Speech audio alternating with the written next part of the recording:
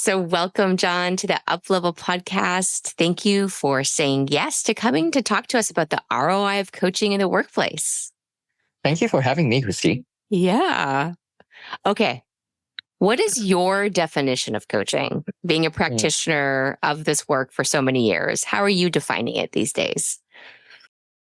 Yeah, so I've been doing this for like close to 20 years. Can you imagine?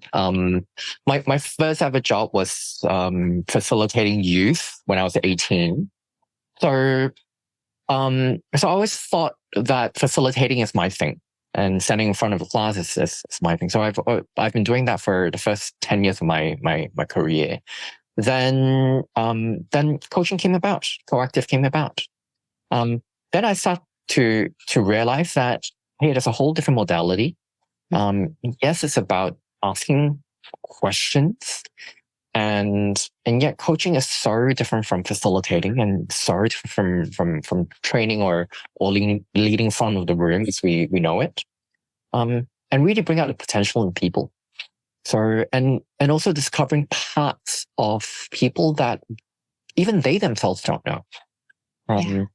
And I think that's the amazing thing. We bring out parts that we don't know about them, they don't know about themselves, and bring that to life. Yeah. So there's part of your definition of coaching is about helping people discover parts of themselves that have been hidden, that they didn't even know existed. Yeah, that's a perspective of coaching. And you've interviewed so many coaches, and we all, come from different perspectives, and that's a perspective. Yeah. Yeah. Well, and you've had a really interesting career. I mean, you just shared a little bit about how you started, but I know early days in your career, you were at HSBC, JPMorgan, and you were bringing like leadership development, learning and development into the organizations. How did you get into that line of work? Because we might have some aspiring or newer coaches who want to do internal work inside organizations. How did it find you? Yeah, I think we'll start to with even before HSBC. Back when I was in uni in Brunei, my first ever job or part-time job was facilitating youth leadership programs. Literally brought them out to the outdoors and play with them and do teamwork exercises with them. And that's when I learned about. Yeah, that's when I learned about debriefing and facilitating and so that got me really interested in this line of work. Then after graduating, and I was going to join HSBC, I thought I'll, do some boring stuff in banking. But they offered me a training officer role, which is training new banking staff on customer service, on sales, on investment and insurance. And I thought, of course, yes. So that really kicked off, and I spent 3 years in Brunei and got transferred to China to continue. And then I literally flew all across the country in China and do training every day. So I would fly to a city, deliver 3 or 4 days straight, and then fly out to a different city and continue. That's amazing. Well, you and I have a little bit, there's an overlap because after I did my Coactive training, I went internal inside a bank in Canada and did similar work. I was training people managers in coaching skills and flew all around the country as well. So it's interesting. A lot of these traditional businesses embraced coaching in the early days of coaching inside the workplace. Yes, definitely. Yeah. And how have you, because you've been doing this now for 2 decades, like you said, how have you seen coaching evolve inside organizations over the past 2 decades? Yeah. And I think say 20 years ago, 10 years ago, we were still looking at learning and development as training, imparting skills, imparting knowledge to them. And coaching, I'd say, in Asia, it's a little bit behind compared to the rest of the world in terms of the word coaching. More and more companies are looking at yeah, than the pure training and skills imparting. And there's more to the word development, that more seeking to develop their leaders instead of just training them. So there is a shift from training per se into what we know as coaching today. Okay, so you've seen that evolution. And you said that maybe it's a little bit behind in Asia, the development of coaching. And what has you say that? Yeah. I think especially here in Hong Kong and also, well, definitely also in mainland China, that people are still thinking about, okay, how do I grow my business? How do I, like, people spend more time thinking about growing their business than trying to develop themselves. So the amount of time they okay, I've got to think about my KPI, my ROI, and they spend less time thinking about what do I need to grow and develop myself to get there. And hence less attention is placed on that, I feel. And hence, having said that, that means that the coaching business is still very in an earlier stage right now here in Asia, and there's a lot of opportunity. And that's, lots of opportunity, super exciting. And you've been one of the early adopters, right, of this methodology and practitioners.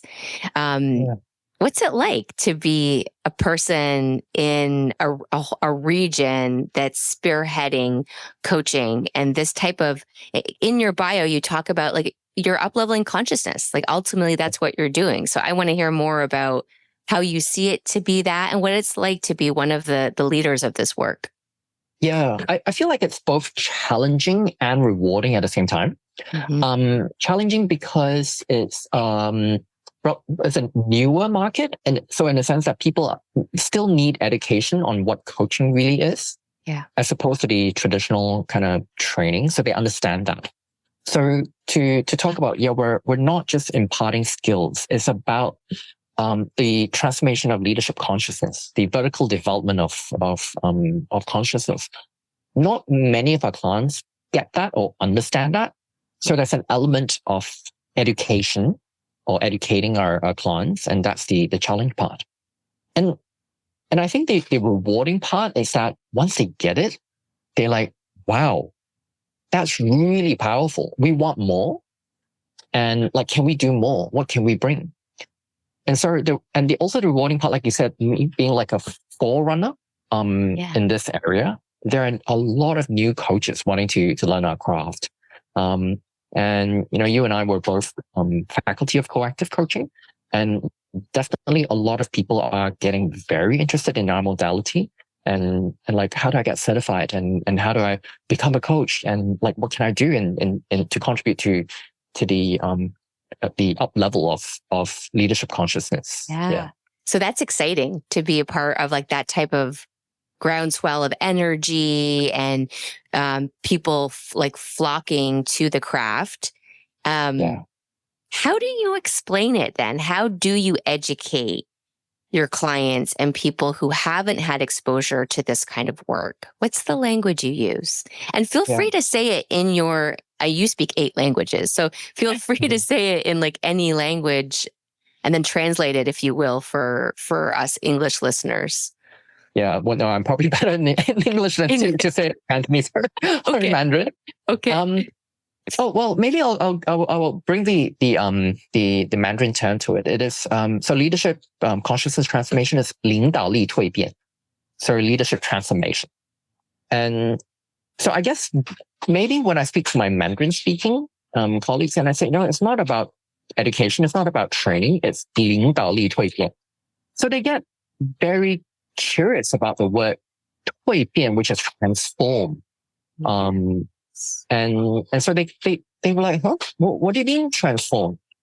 So when you get them to be curious about transformation, about that, then they want to know how do you do it? So, and we say this in Collective, the best way to educate our clients on what coaching is to do a sample session for them. Yeah. To get them to try it out.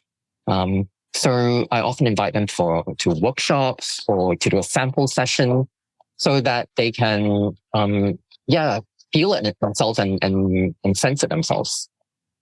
I love that. So you start with, this is about leader transformation, and that word becomes like a portal, if you will, a portal to open up to give them an experience of coaching, which is one way to create transformation inside a human, inside an organization. So that's super clever. What is it that you think about the word transformation that resonates with the folks that you're working with?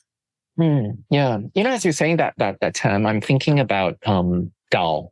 I'm thinking about Taoism and Buddhism here in the East. Yeah. And there's a word that kind of ties in with it, which is cultivation.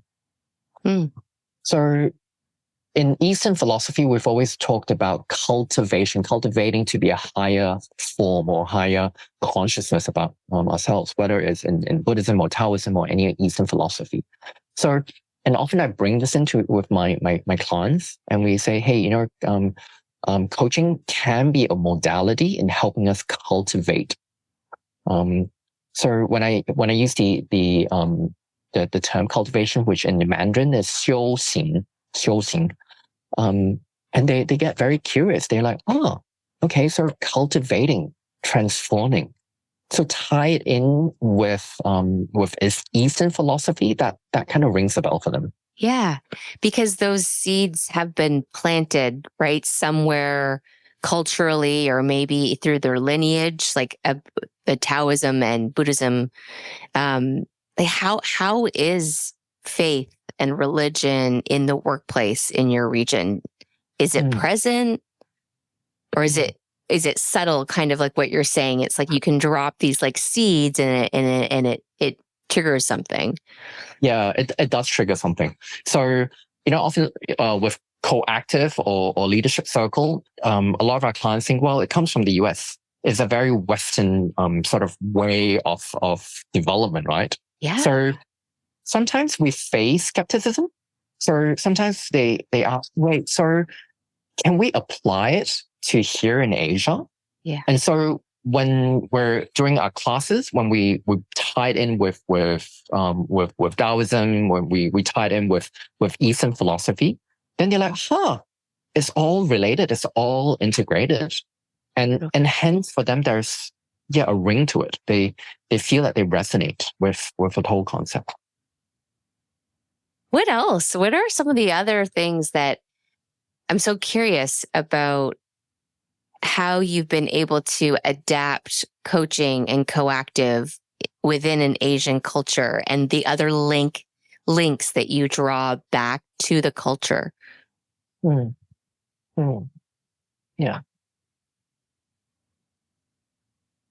Yeah, I'm trying to think. Yeah. Yeah. Maybe if you give me another question, then we'll circle back to this. We'll circle back to it. Well, yeah. I know that you're a playful person.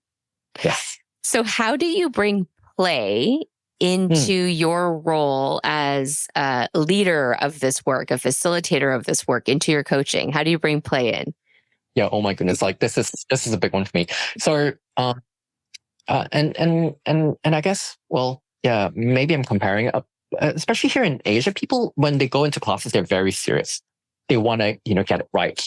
We want to know, what's the correct answer, and give me the linear equation to this. If we say this to the client, and how, like, if the client says this, like, what do I get? So they want answers. But, when we bring in body work, when we bring in play, and especially with, corrective coaching with balance, there's a lot of embodiment to it. And we create from everything around us, right? We create from the bird outside. We create from, the color blue. We create from anything. And, when we do that, we trigger the right brain.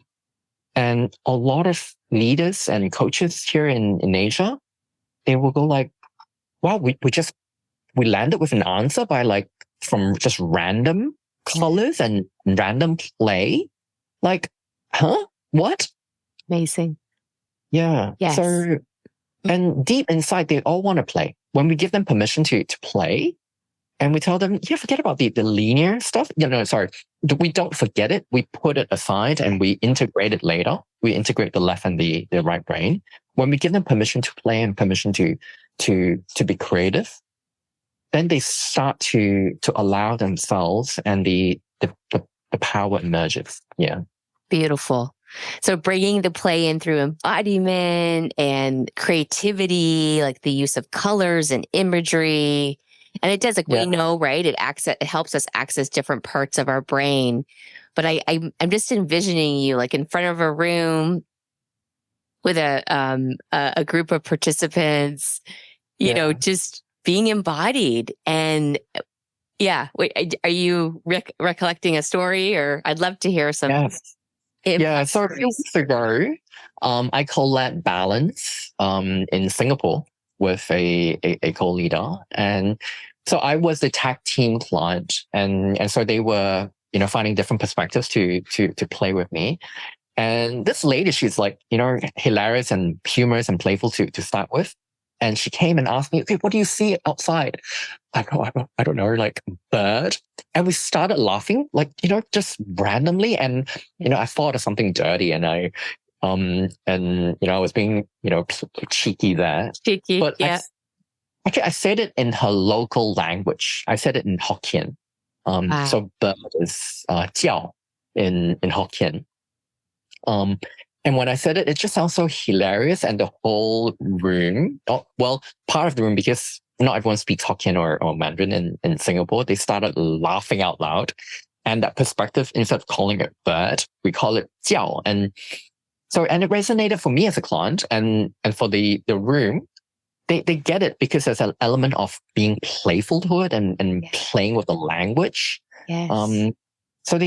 I guess I'm connecting to your previous question, like culturally, because Asia is so diverse linguistically and so diverse culturally. When you play with that cultural diversity and linguistic diversity, people feel that affiliation with you, and they don't feel like, oh, Coactive is foreign. Mm-hmm. They don't feel that way. They feel like, we're being together. Mm-hmm. Yeah. I love that. So the language becomes a bridge to connect to people's humanity. Yeah. And 8 languages. Give us a little insight into how that came to be. So where I grew up in Brunei, and also our neighboring country, Malaysia, we literally grew up just speaking all these languages. And it's very common. So I speak Cantonese at home, and English is like also native for me, or first language for me. I started speaking English since I was like 1 or 2 or 3. And then mom kind of mixed Mandarin with Cantonese with me.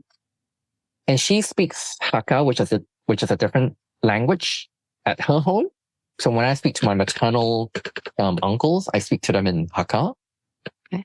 And then in Brunei, there are like other Chinese languages, like they speak other Chinese languages. English and Malay is being taught in school. And I learned French when I was 17, and then moved to Shanghai at 26, and I started picking up Chinese. So all these, like literally I could code switch. It's incredible. Can you take us deeper into like the code switching piece and having that ability? I know you said it's common to speak multiple languages, but is it common to speak this many languages in Asia? 8? Yeah. It is? Is it? Maybe not 8. Maybe like 4 or 5 or 6 is pretty common. Okay, 4 or 5 or 6, but not 8. Yeah. Okay. Yeah. For example, when we're having a family gathering at home, I would speak to my mom in Cantonese, and my mom would speak to my grandma in Hakka, a different language.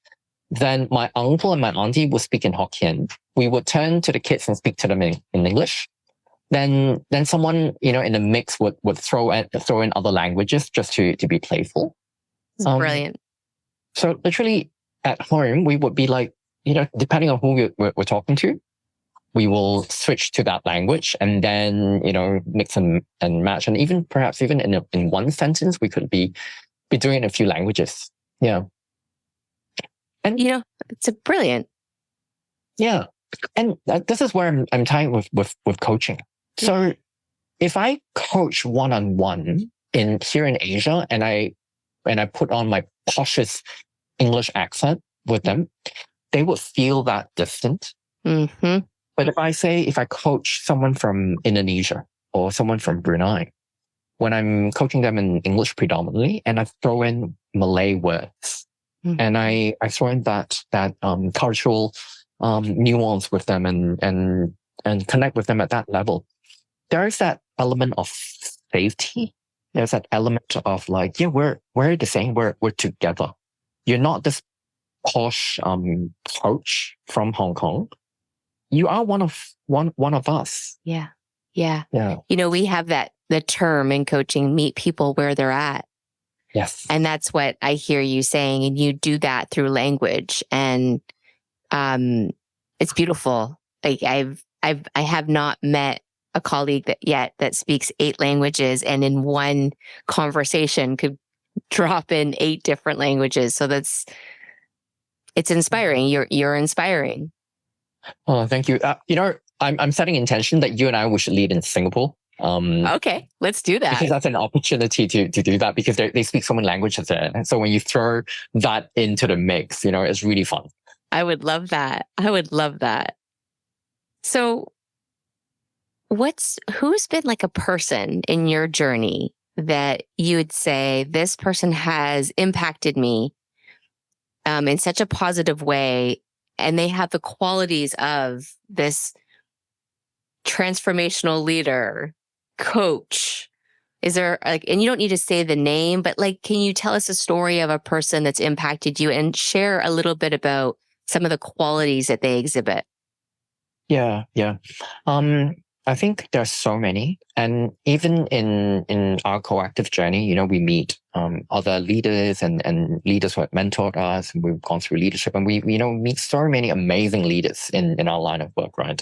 We do. So just wanted to name, but I'm thinking like a mentor who inspired me, not in the coactive system, but in the leadership circle system.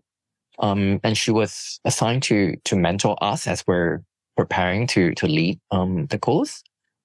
So she doesn't come from the coactive leadership kind of frame, but it's very similar, and she has this groundedness about her, and she has that systemic awareness about her, and like she was able to see through me even without looking at my leadership circle profile. She was able to see through that and pinpoint like some of my arrogance and what's behind my arrogance. And she was able to pinpoint my complying and like my need to be liked and loved by people, and she was able to pinpoint like the gift behind that. I was able to use my charm to play with my charm, and that might be coming from my arrogance and complying. So in a way, she was able to read my profile even without seeing it, and then come from so much compassion and so much wanting me or us to succeed, and very purposeful, highly purposeful, because she knew that mentoring us, she was fulfilling a higher purpose for humanity, for the people that we're touching. So you can sense that deep purpose, sense that wanting us to succeed, not coming from ego, but coming from even a higher plane of consciousness. Yeah. So I'm just going to pull out some of these qualities because I think it's very elegant how you've described this person. So grounded, they have a systematic awareness. They can see deeply. They can acknowledge someone's gifts, even in the shadow. Deep compassion and very purpose driven. Yeah. And integral. Integral. Yeah. So coming from Kagan's work and leadership circles work, the different stages of adult development. And I feel like she's past creative. She's in the integral stage where it is the integration of creative and the reactive. integrating my light and my shadow. And she's well working on that. And sometimes she gets triggered too. Sometimes I ask her like questions that are very left brain, and you can sense that, her reactive is triggered, but she's well aware that she has a reactive there. And yet she's able to embrace that reactive and come from both creative and reactive. And hold that complexity. So integral is definitely the word that or the stage that she's in. And that really inspires me because I want to be there. It's so important, right, that we have these people around us that we're like, okay, there's an example of where I'm headed or what I'm working on in myself. So just going to say a shout out to this mentor of yours, because sounds like a beautiful person. Tell us a little bit about the leadership circle profile, because certainly some people who are listening will not have that context. What is that work? And talk to us about how you use it inside the workplace. Yeah. So leadership circle is a 360 instrument that we administer with our clients who are predominantly corporate leaders and usually more senior in their level of work. And so by getting that 360 view on themselves, they can see where they might be. They may be in the level of transformation. So according to research, roughly 75% of leaders today are in the reactive stage, which is the socialized mind, leadership from the outside in. And roughly 20% are in the creative stage, or 20-ish, depending on how you measure it. And then, a small percentage might be in the integral, or even in the lower stage, which is the egocentric stage. So, and if we look at the world that we're operating in now, there's a shift moving to a higher conscious level. So leadership circle really enables our clients to see where they are and how do I move from reactive to creative? Or if I'm already in a creative, how do I expand my leadership influence so I can be even more creative and integral with my clients? So using this as like an instrument to combine it with the proactive work that we do, I find it's brilliant.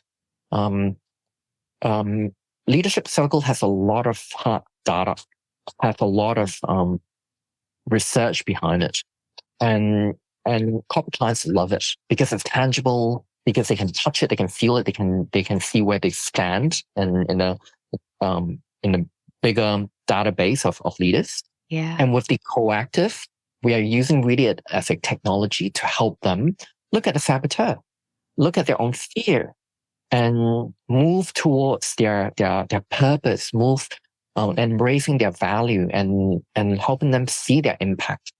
So, coming from balance, process, and fulfillment, can definitely use these three principles and tie it together with leadership circle.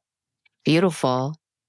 And you talked about this, the world we're living in now, right? And if we think about the past 4 years and all that humanity has been navigating, how have you seen the coaching skills, concepts, and the leadership circle profile support leaders navigate these times? Yeah. Oh my goodness. It's instrumental. Definitely like, I see you nodding and you agree with me as well. Like the last 4 years, I think there's so much turmoil. There's so much, isn't there a new term? It's not VUCA anymore. It's Benny, isn't it? Oh, tell me, do you know what that stands for? I haven't heard that one, but yeah, I'm sure we've up-leveled from VUCA to something else. Yeah, it's brittle. Remember the acronyms now, but like it's definitely like VUCA 2.0 and it's called Benny. And rightly so. We know, during COVID, post-COVID, and even post-COVID, there's still a lot of changes. The geopolitical environment that we're operating in, changes happening here in Hong Kong, even and the rest of the world. So there's so much uncertainty. Yeah. And leaders, if they still try to navigate the future using the past or historical data, it's not going to work. And we know that, we see that, and leaders do the same, but I think many leaders are just lost. So if I can't use historical data and historical pattern to help me navigate, then how do I navigate? And so I wouldn't say leadership circle and coactive coaching are the only way. There are so many modalities, but I feel that these two together, or these two on their own, they are instrumental in helping our clients navigate systems awareness and helping them see within. A lot of answers lie within ourselves, not necessarily the outside, but are we able to look within ourselves to find the answers? That's what we do in Coactive. Yeah. Do you have a story to bring that to life, whether it's with a leader you've been working with or a team or even yourself, John? How have you seen these methodologies support to navigate these times the past 4 years? Yeah. So I think of one, and I often quote this in my classes. A leader here in Hong Kong who is highly complying. So the complying behind that is, I need to be liked, I need to be loved by my bosses, by my clients, by people. If I am not liked, then who am I? So when I looked at his profile, he was like, the pleasing and belonging were really high. And so part of the debrief was understanding what might be triggering or what might be behind the complying or the whole story. So we get them to talk about their life story with us, their family and everything. Halfway through the debrief session, his boss called. He's like, I gotta pick up my boss's phone, give me a sec. So he was like very nervous, picked up the phone and said, oh yeah, I'm having a coaching session now, I'll call you back, blah. I was like, sorry, it's my boss. So there was that. And I'm like, oh, okay, that's interesting. Yeah. And then I was looking at his complying. I asked him a question. So what's your relationship with your father like when you were a kid? Because that's part of the life story. And then he was like, And I'm like, oh, what happened there? Like, you look perplexed, or there was something there. What's going on? Yeah. Then he said, before 12, very close. Oh, okay, what happened at 12? He said his dad had an accident. And since then, his dad created a huge distance between him and them two, because his dad was not able to walk properly, and hence pushing him away. And as a 12-year-old kid, when your dad is not wanting to play with you or not able to, that creates a distance. And for him, I need my dad's acceptance. I need my dad's love. Yeah. So that story came out. And when I was debriefing with him, I said, I have a hunch, I have an intuition that you're projecting the image of your father on your boss.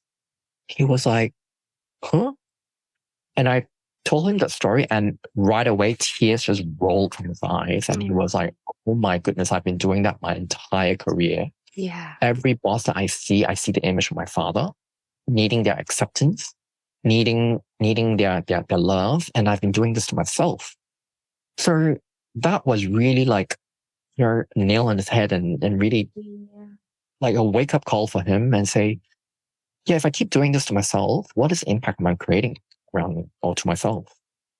And so how do you work with someone who gains that awareness, right? That's very typical that most of us bring our unresolved parental issues into the workplace. So how do you, as a coach, as a leader, support this particular client to grow from this and grow through this?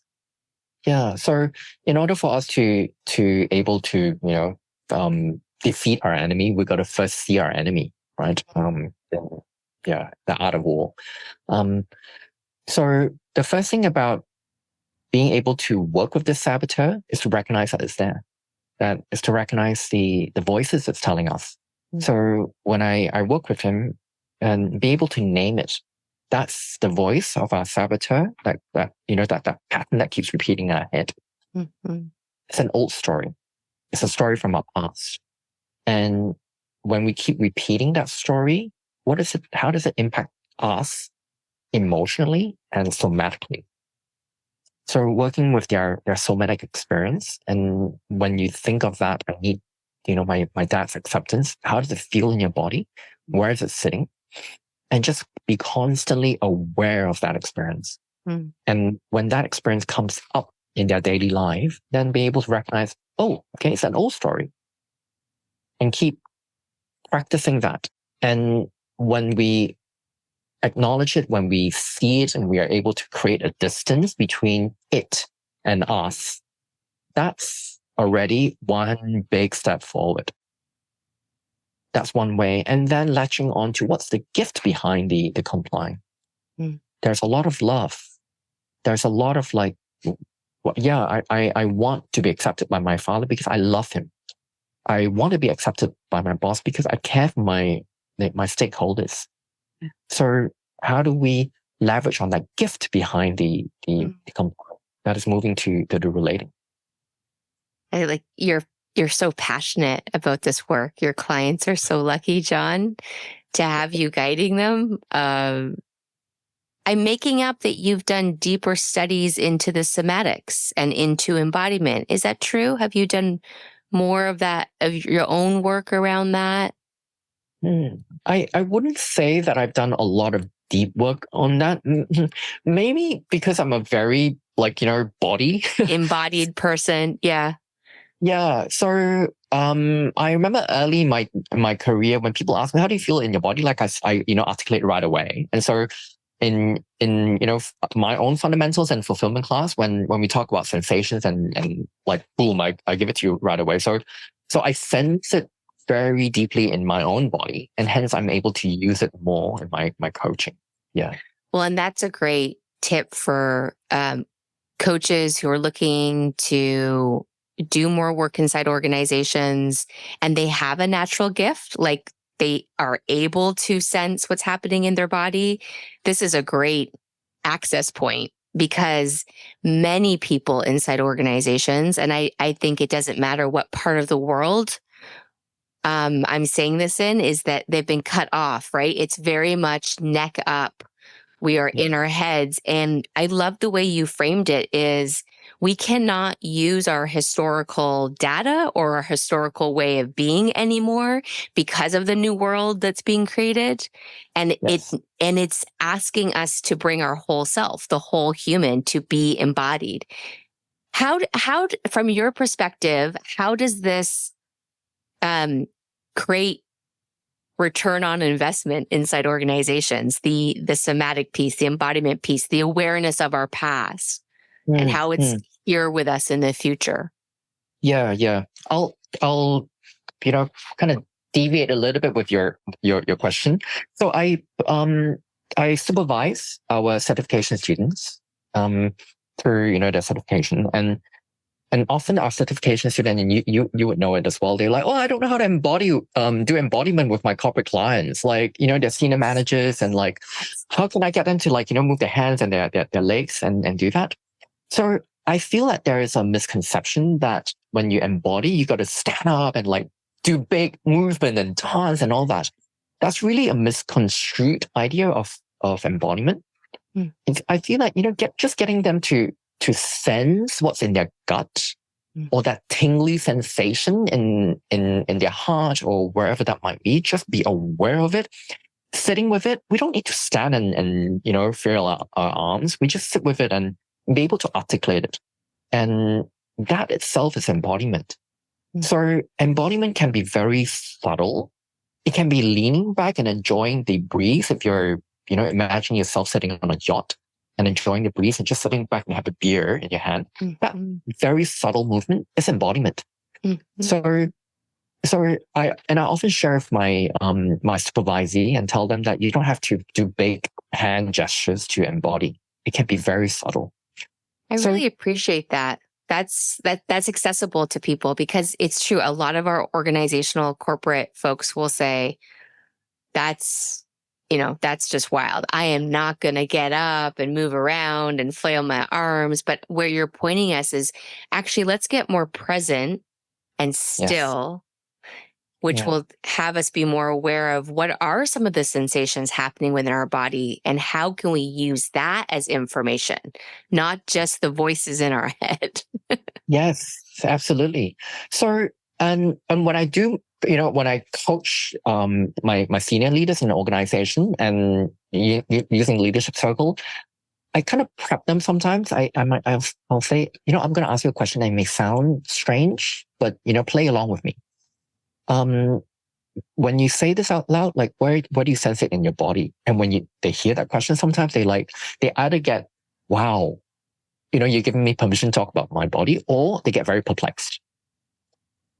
Yeah. And so when you ask them that, I'm like, okay, I know, like, where do you sense it? Like, if you could use a metaphor to describe it, like, what does it look like? And, just doing it very subtly with them. And like you said earlier in the podcast, meeting them where they are. Mm-hmm. So when we meet them where they are, then we're able to play with them.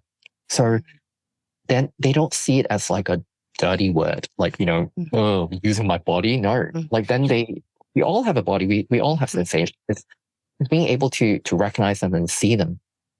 So when I do that with a client at the first session, then the second session, they become more and more comfortable with their body. Then they're able to articulate sensations and feeling and emotions more. Then we're telling them, hey, bringing in your emotions into the workplace is okay. It's part of us as leaders. It's part of us being human beings. And so, when you care for your team members, that's an emotion as well. So when you think of you caring for your team, you wanting them to grow, where does this feeling sit? How does it look like? Then we're able to help them recognize what does relating look like. What does being integrity, what does coming from integrity sense like? Then we're putting feeling and sensation into the creative rather than just words that we see typed out on the screen.